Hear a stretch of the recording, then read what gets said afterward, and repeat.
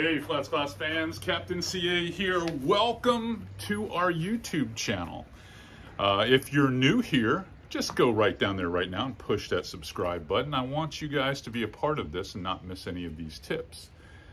Today's tip, well, I've been in Charleston, South Carolina for the last 4 or 5 days.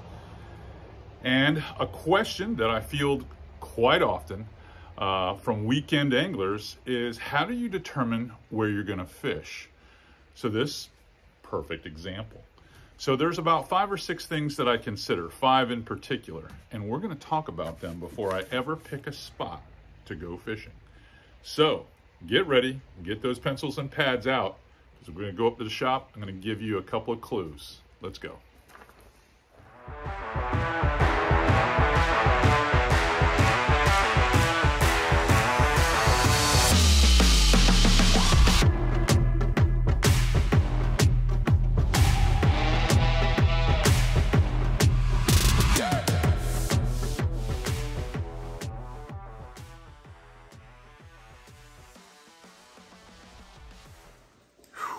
All right,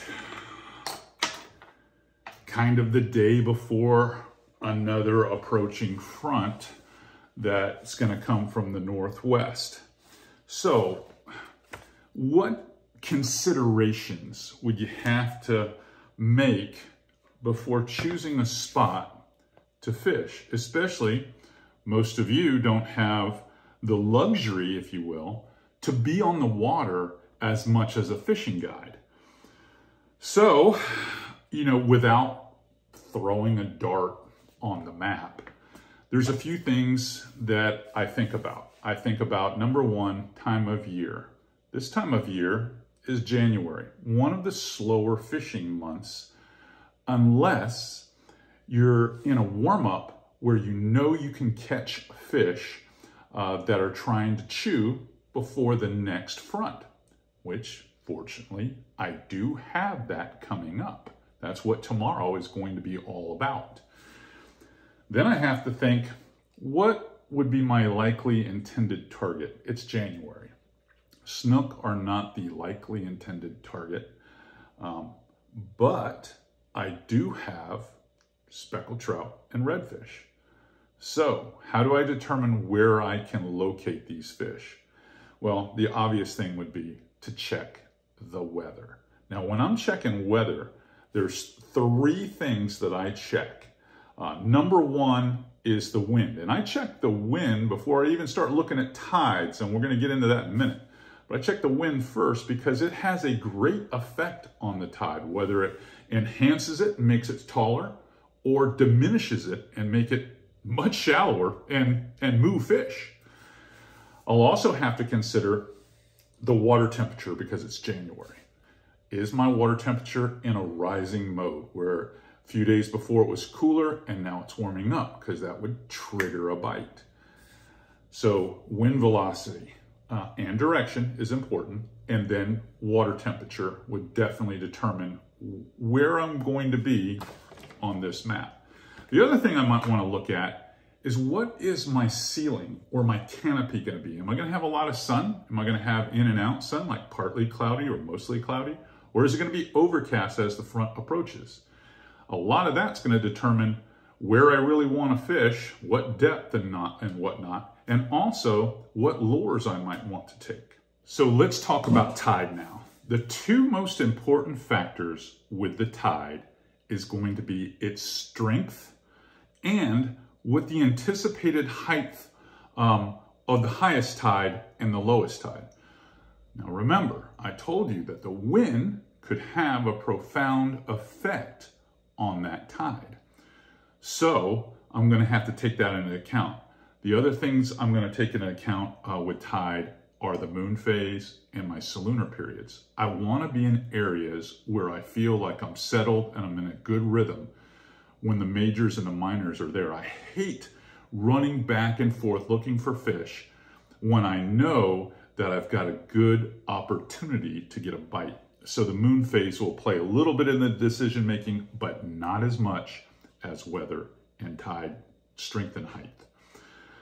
Then I'll likely go out there to the Raymarine and review my spots, because I always put notes in my log on the boat.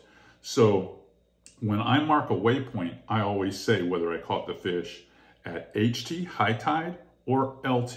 And in some cases where it's snook or something unique, I might even say outgoing or incoming. So once I determine where I want to fish, then I'm going to go to the Raymarine. I'm going to look at that to try to narrow it down. And then lastly, by picking one of these spots on here, or 3 of them that would probably be in fair proximity of each other, I'll probably be able to determine what tackle is going to be necessary. Is it going to be that type of day where I can throw topwater? Is it going to be cloudy and breezy and I'm going to have to throw maybe a spoon? So all of those factors really determine how I'm going to play the game tomorrow. Now, I want to share with you, because I did a little homework to tell you exactly, after checking all of these considerations, how I'm going to pick the spot. Watch this. All right, this is kind of like an equation where we're looking for a solution, but the solution is not a definite solution. It just gives me a confident starting point.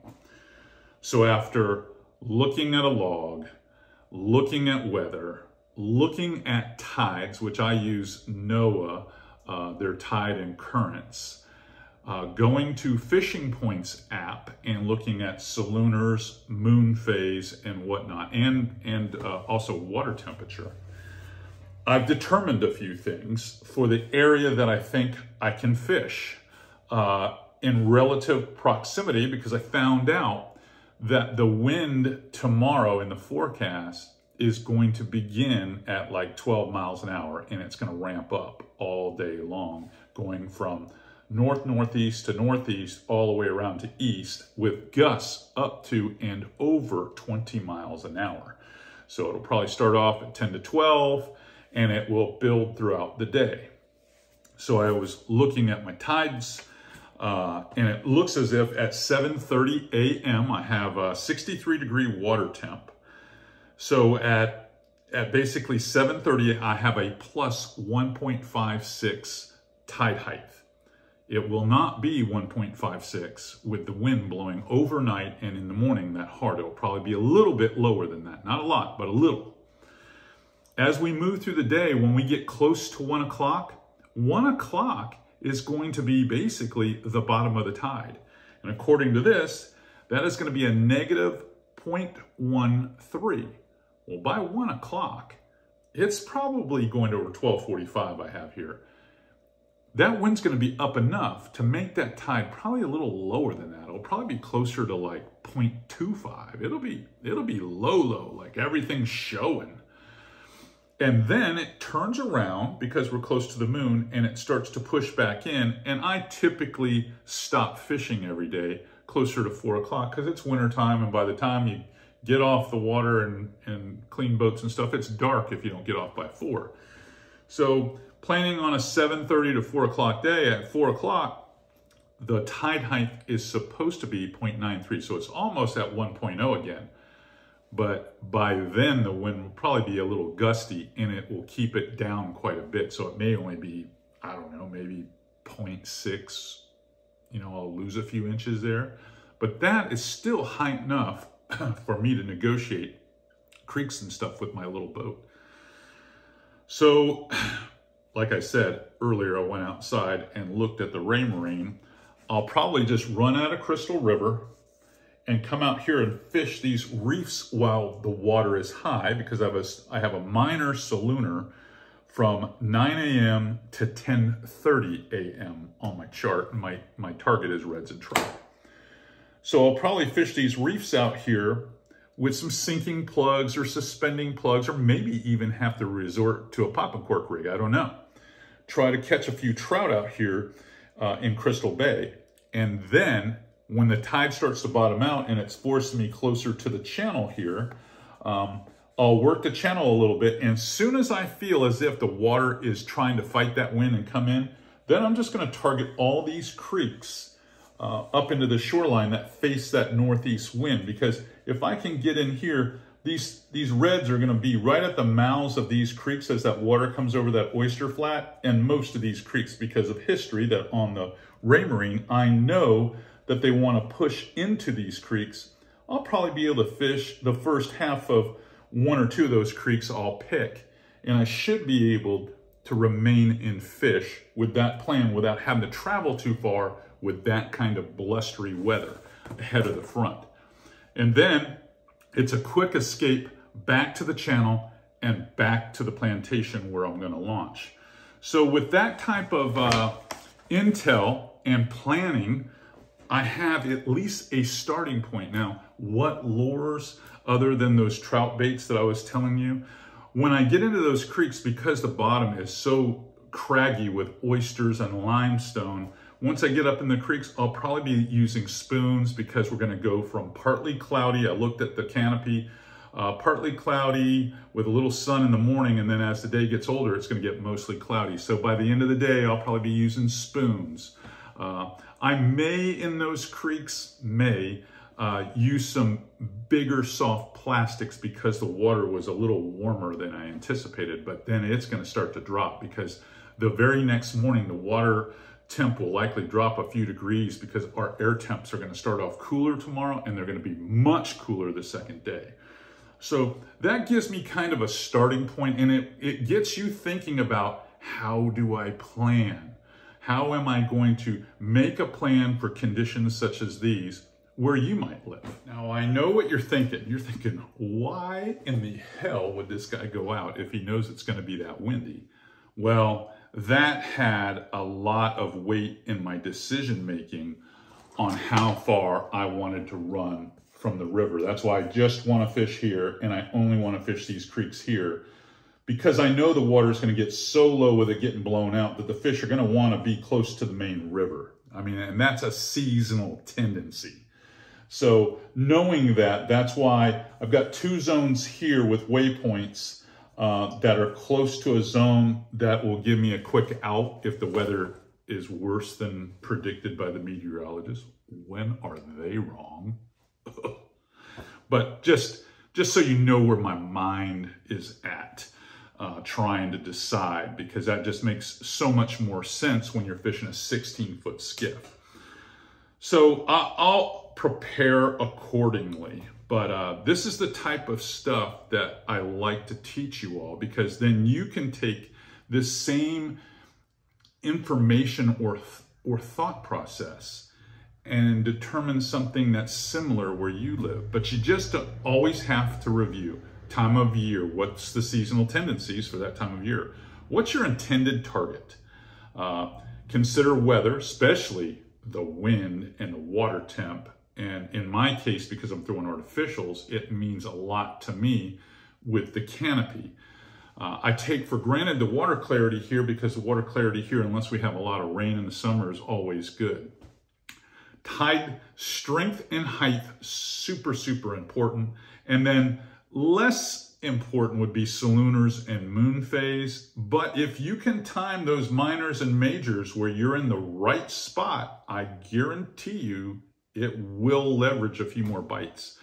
And then it always pays if you have a log, if you keep, whether it's a log book or you take the shortcut way that I do by just entering fish and waypoints into your machine and knowing when you caught them, what was the date, time of day, or location of tide, because I always put those little shorthand code things into my notes on my machines. And that's really how I'm going to, figure out what I want to do, without just saying, okay, well, I'm just going to go out of, this one private ramp that I run. I'm just going to go out and knock around and hope I do okay.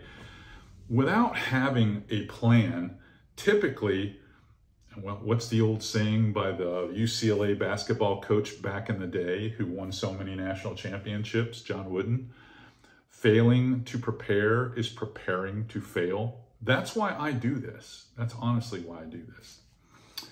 Okay, well, if you're learning stuff here and this type of stuff really interests you and is helping you out, put more fish in the boat.